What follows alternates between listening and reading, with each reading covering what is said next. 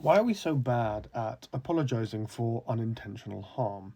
This is an extremely common behavior when working with young children. Children will unintentionally harm someone, be it emotionally or physically, and then really adamantly refuse to apologize. Now, the go-to solution here for a lot of people is to force the child to apologize, but this is an extremely unhealthy thing to do.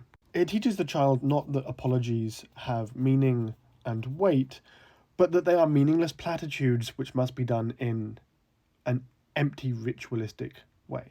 This instills within the child the idea that to apologize simply makes the problem go away. And then you see children shouting about someone still being upset even after they have apologized because they don't understand what it's for, they don't understand what it means. They have been informed in a way that makes them believe you just say the words and everything's okay again. I think one of the major reasons that this is such a difficult thing and why we as a society have such a bad handle on it is because of the way we form and understand our egos. Your ego is essentially your predictive model of you, and hardwired into that model is the idea that you are a good person.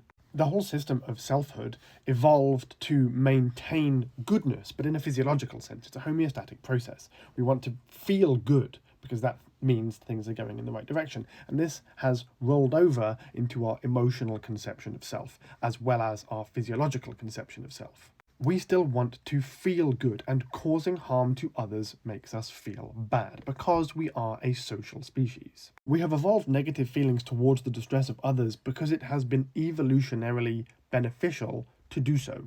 So when we harm another, we experience a form of ego damage, and often this produces behaviors of ego defense. The ego intuitively and automatically aims to protect itself, to maintain the image of you as a good person. And this is where we need to bring in, of course, the idea of intention versus impact. We need to be able to maintain the duality that my intentions were good, but my impact was bad. Both of those things can be true at the same time.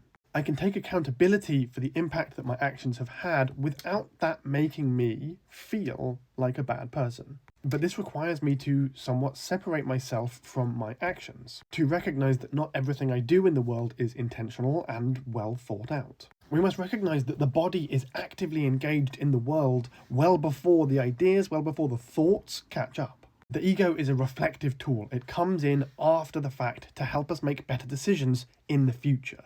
We need to be able to sit with the harm we have unintentionally caused. We need to deal with those consequences without becoming reactively defensive.